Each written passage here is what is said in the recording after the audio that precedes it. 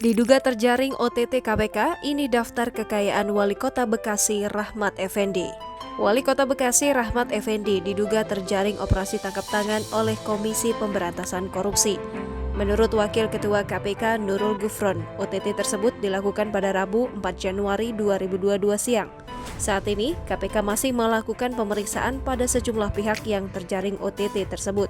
Dikutip dari laman LHKPN, kekayaan Rahmat pada tahun 2020 mencapai Rp6.333.717.647.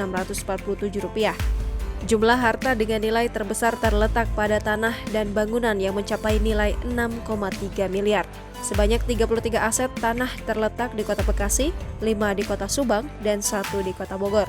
Kemudian, Rahmat memiliki 3 buah mobil, yaitu Toyota Sedan Crown tahun 2003, Jeep Cherokee keluaran 1995, dan Chrysler Chair tahun 1997. Ia juga memiliki sebuah sepeda motor Jeep Cherokee keluaran tahun 98. Nilai total kendaraan itu adalah Rp810 juta.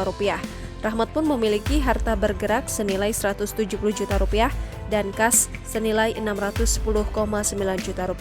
Jika ditotal, harta kekayaan Rahmat mencapai angka Rp7,93 miliar.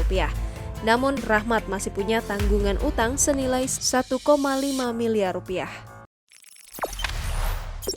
Jangan lupa subscribe, share, komen, dan like ya.